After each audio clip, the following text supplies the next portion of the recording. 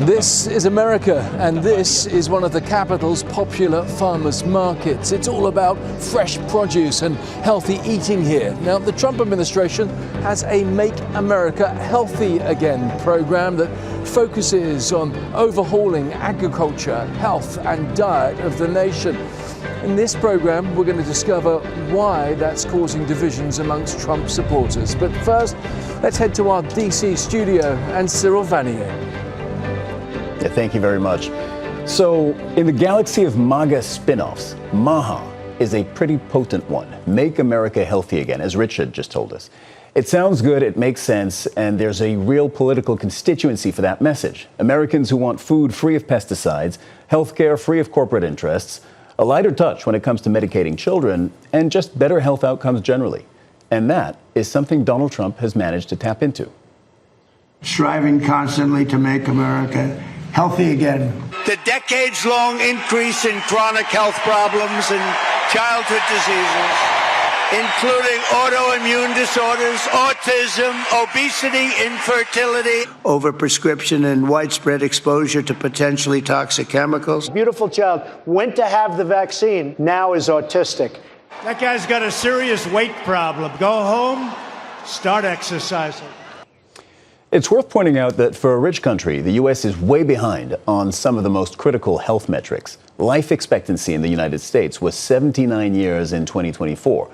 Compare that to 82.7 years on average across OECD countries. What that means is you live almost 4 years longer in other advanced economies than you do in the U.S. Then there's preventable mortality, the metric used to measure deaths that could have been avoided through effective public health policies. For every 100,000 people in the United States, 217 die of preventable deaths. That's much higher than the OECD average of just 145. Another metric, obesity. 35% of Americans self-report as obese, nearly double the OECD average of 19%.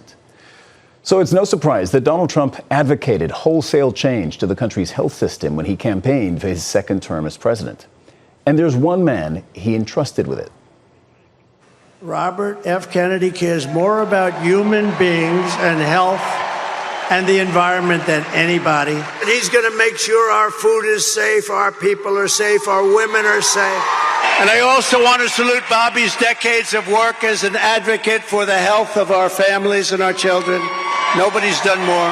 I'm going to let him go wild on health. I'm going to let him go wild on the food. I'm going to let him go wild on medicines. Trump picked RFK Jr. as his health secretary, a man who has long been an anti-vaccine advocate, often and very publicly questioning the underlying science behind several vaccines. And since he's been in government, he has gutted the top ranks of the Center for Disease Control. There's a lot of trouble at CDC, and it's going to require getting rid of some people over the long term in order for us to change the institutional culture. All of my policies are going to be science-based, with the best science that's available. Anybody who wants to take a vaccine, I'm not going to get in their way. If you want a vaccine, or if you want to vaccinate your children, those vaccines will be available. Enter now the MAHA movement, a loose coalition of people who support the Trump administration's drive to reform America's food, health, and scientific systems. Here's an example of what that sounds like with one of several prominent wellness influencers. What if the big food industry created these seed oils in the guise of cheap solutions to make our lives better? But instead, it was a way to get us to be addicted to their products, keeping you enslaved to their ecosystem. But now cracks are beginning to emerge inside the movement as the White House tries to balance the views of the president's traditional MAGA base with a wider MAHA constituency that prioritizes, as we said, healthcare costs, food safety, and corporate influence. Al Jazeera's Manuel Rapallo reports. The MAHA movement, short for Make America Healthy Again, helped reshape Donald Trump's re-election in 2024.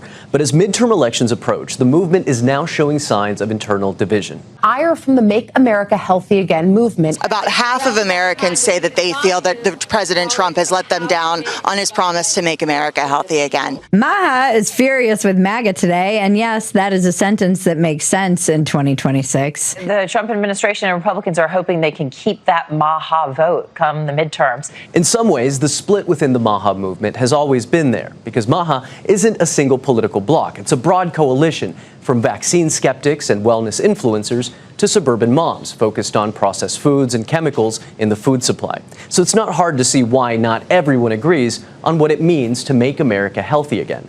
That coalition was brought together by President Trump's alliance with Health Secretary Robert F. Kennedy Jr. Enough is enough. President Trump and I are going to stop the mass poisoning of American children. Together, we're going to make America healthy again.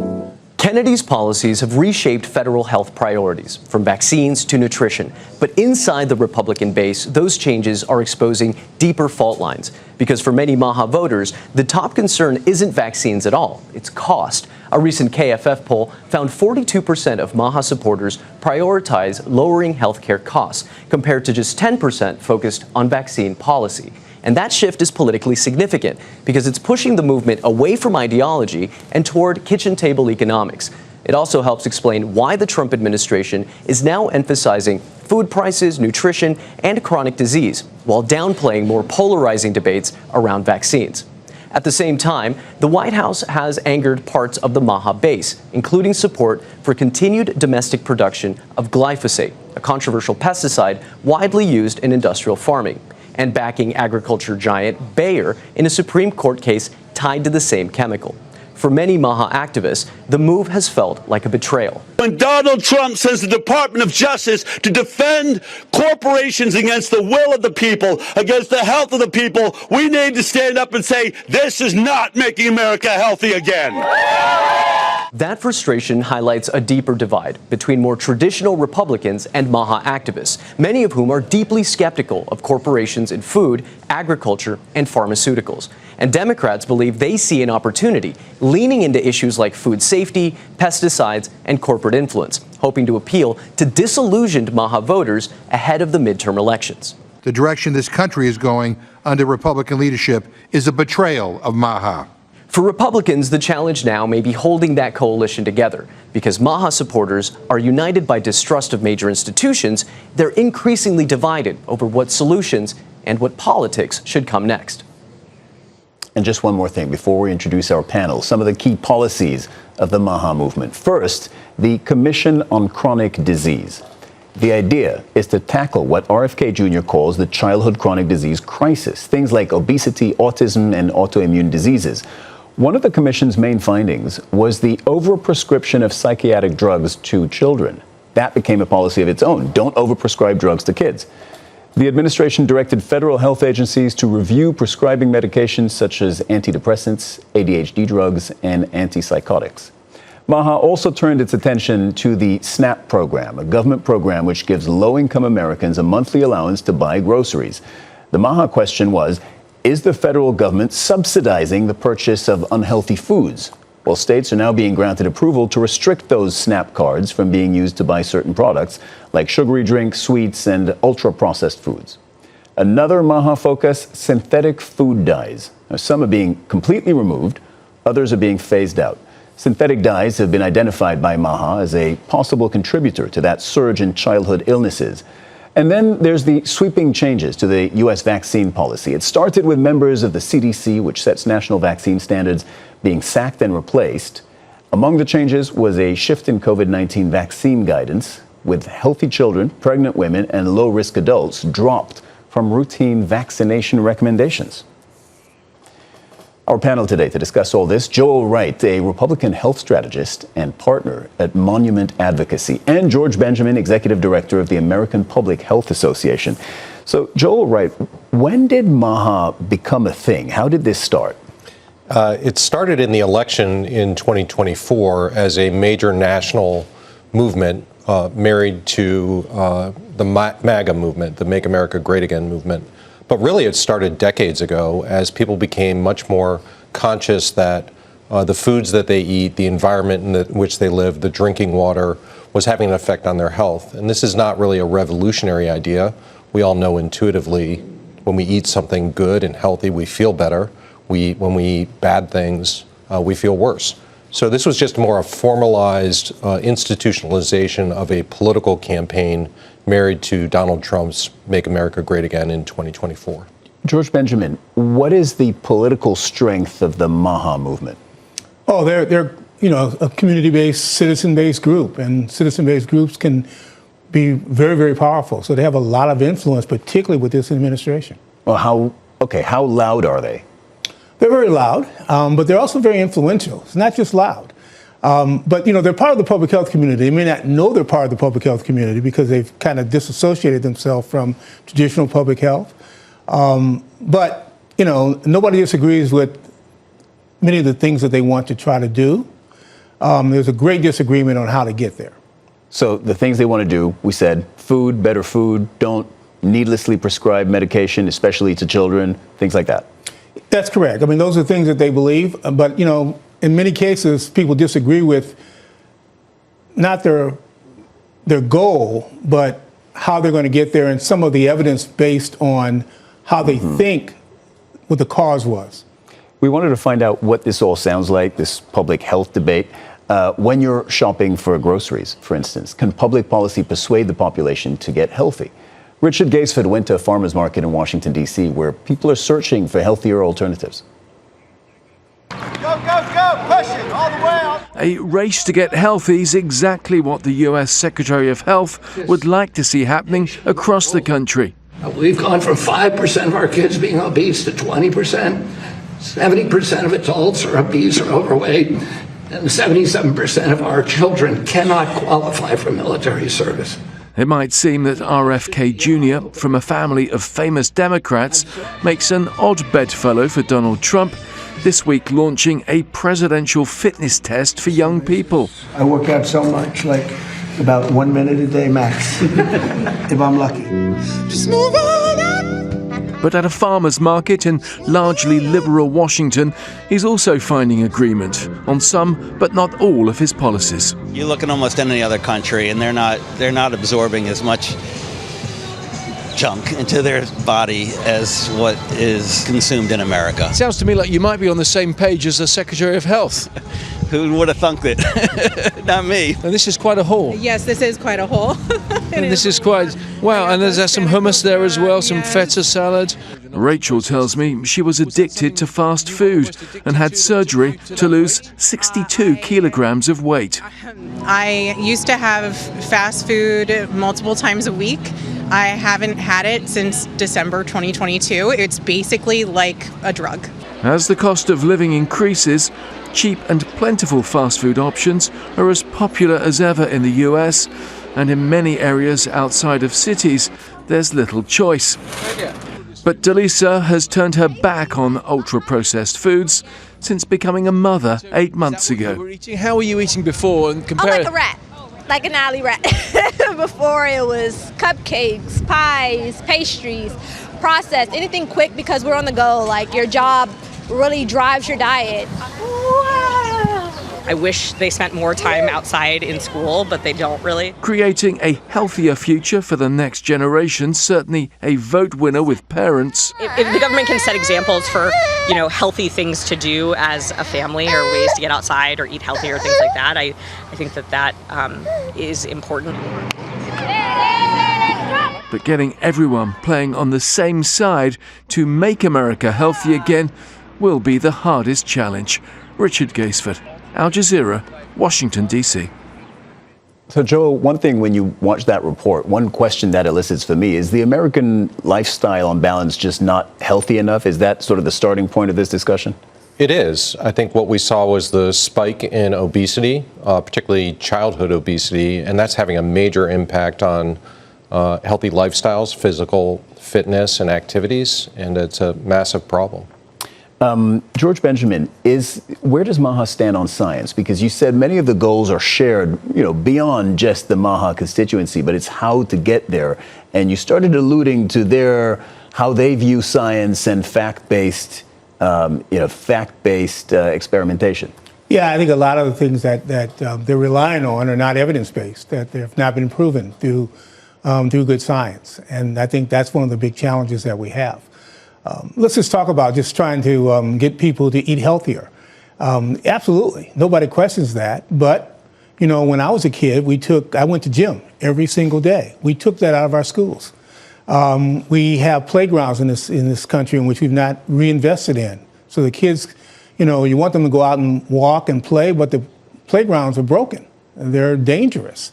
We have communities that aren't walkable, bikeable, and green. So we've not really reinvested in the opportunity to make the healthy choice the easy choice.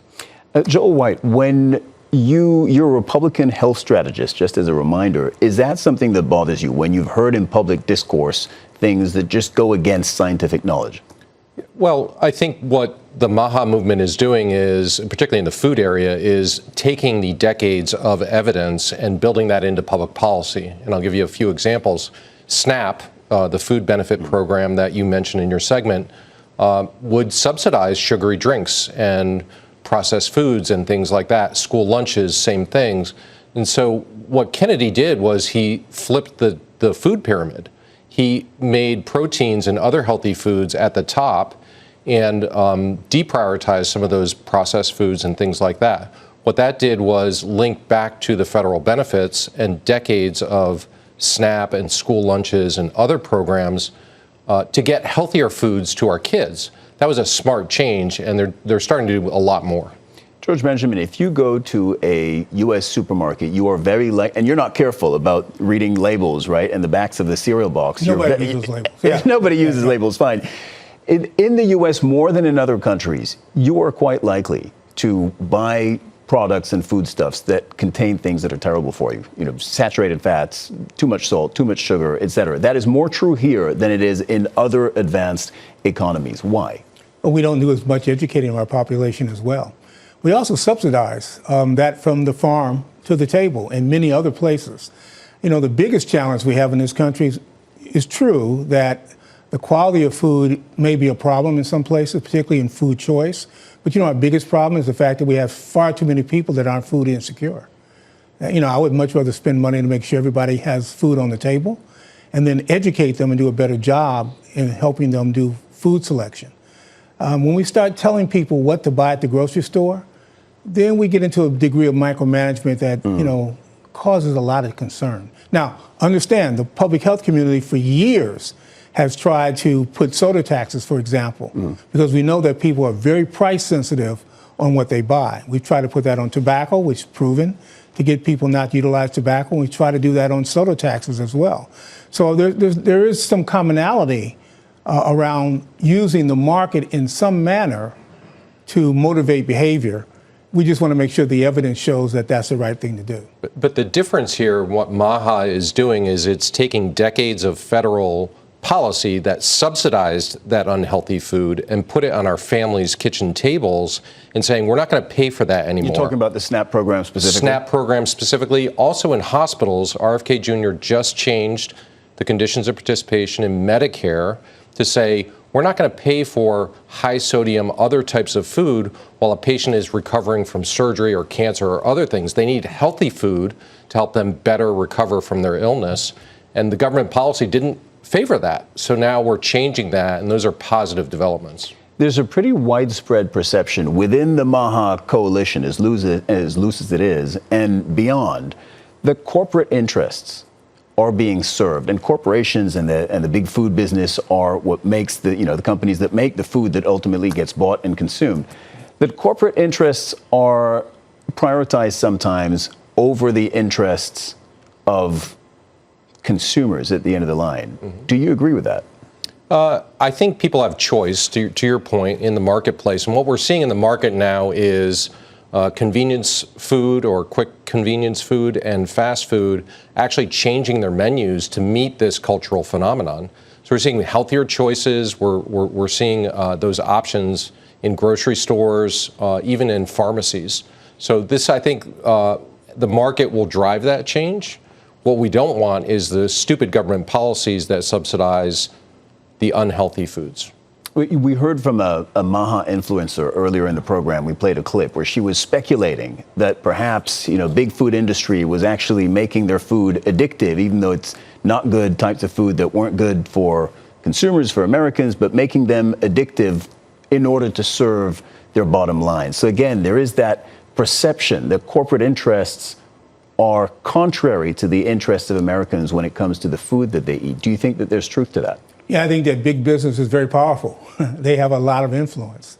But consumers can play a role. And to the extent that consumers make a choice, but it has to be an informed choice based on the evidence and science, et cetera, about what they're buying, then they can drive the market.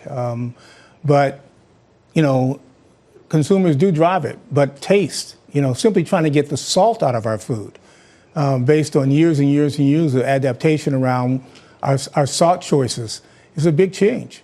And by the way, and we don't fund the research that's necessary to actually make some of the fundamental changes we want to do to have healthier foods. Let me put up some numbers on screens about how people actually feel about all of this. About 40% of U.S. adults say that they support the MAHA movement generally. Many of those are MAGA Republicans, but here's how it breaks down. When it comes to the costs of health care, that is a priority for a majority of Democrats. 64% of them say it's the biggest factor in their decision to vote, way more than Republicans at 48% and MAHA at 51%. At 52%, Democrats are also the most concerned about vaccines policy, with Republicans carrying the least, even lower than MAHA voters. However, MAHA voters outstrip Democrats when it comes to concern about food safety issues at 43%. Republicans, again, the least concerned at 34%. Joel Wright, how do you think this breaks down in terms of the midterms? So the MAHA constituency supported Donald Trump. RFK Jr., who was broadly part of it, endorsed Donald Trump. He brought some of his followers, some of his influence. I don't want to overstate it. It's not like he was riding very high in the polls, but he had some influence and some followers, and he brought them to Donald Trump. And now we're a few months away from the midterms. How do you think that constituency plays? It's who he brought with him. He brought the unlikely Trump voters. These are suburban women, concerned moms about their families and their health, and Democrats. The interesting thing in some of the polling you showed, only 1 in 5 MAHA voters is a Democrat. They're vastly independents and Republicans. And so there are untapped constituencies that are coming to the table. What didn't surprise me about those numbers, the biggest concern, healthcare costs. All Americans, whether you're a MAHA voter or a non-MAHA voter, are hurting from unaffordable healthcare. And so the top priority amongst all voters is that healthcare affordability issue.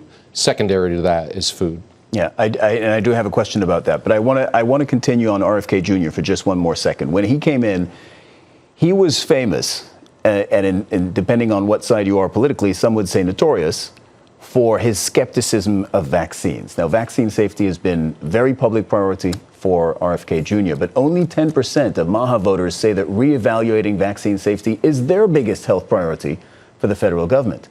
Overall, 4 out of 10 people surveyed say that they approved of the administration's handling of vaccine policy. When it comes to who people trust more to handle vaccine policy, the Democrats hold a healthy advantage in that metric. So, George Benjamin, at this point, is RFK Jr. politically an asset or a liability for Trump? I think it's absolutely a liability. He needs to go. But you have to understand that we were not supportive. I certainly was not supportive of him to be secretary to begin with. We thought that many of his policies were not only out of the mainstream, but frankly were medically dangerous. And his policies around vaccines have shown that. I agree with Joe. I'm not surprised that the MAHA folks are very much concerned about healthcare affordability, because that is the big issue right now. So where does RFK Jr. stand then in the MAHA galaxy? Is he at the center of it? Is he kind of separate from it? Because the whole vaccine thing, just the poll numbers show that for the voters, it's been a flop. They don't care half as much as he does. Yeah, he's the center of the MAHA movement. But I think MAHA voters are disappointed HHS hasn't done enough. But the vaccine issue is hurting them. And I think it goes back to common sense. People know healthy food is good for them. They also know that vaccines prevent disease. And this focus or this real or perceived perception that the administration is anti-vaccine is hurting them politically. Now, the numbers we showed, the polling we showed, suggests that what voters care most about when it comes to the broader question of health is healthcare costs, right? That is number 1, 2, and 3 for most voters. And Donald Trump has not done a good job of keeping those low. In fact, they have increased significantly even over the last few months. Is that going to be something that plays in favor of the Democrats in a few months' time? It's going to be in favor of the American people and the population's health. You know, Biggest issue is that not only healthcare costs rising, but people are not losing their healthcare coverage because of some decisions that were made both from the H.R. 1, the big beautiful bill, where they're unfunding many of the subsidies that people are having for the health exchanges. They're cutting Medicaid under the guise of cost containment and this idea of fraud and abuse, which is not really the issue here. They're going to undermine rural communities. You'll have more hospital closures. We'll have more people who will be out of health care, and more people are going to be sick and die prematurely because of it. No question about that. So, Joel, in his first term, Democrats made healthcare affordability a big issue in the midterms, and it really helped them. They may be gearing up to do the same thing among a basket of other issues, but in the second term, and it seems that Donald Trump, after this big detour with MAHA and trying to make food, better and everything we've talked about, he hasn't addressed what is the main issue for voters. Yeah, it's a problem politically and for Americans who are struggling with their health care costs. Look, costs are going up 3 times faster than their wages. This is hurting all Americans, and I think what the president has focused on is prescription drugs and bringing the price of prescription drugs down. Really, the focus ought to be on the premiums and the out-of-pocket costs, very high, being charged every day out of American families' pockets. Joel Wright, George Benjamin, thank you very much to both of you for joining us today. And that's all from us here in the studio. Back to Richard Gaisford and our Al Jazeera Global Headquarters in Doha. Well, thanks, Cyril. If you want to watch this program again or catch up with any of the others that we've made, you can go to YouTube and search for Al Jazeera English. We'll be back at 18:30 GMT on Monday. That is 2:30 p.m. Eastern Time here in the United States. But for now, from Washington, D.C., goodbye.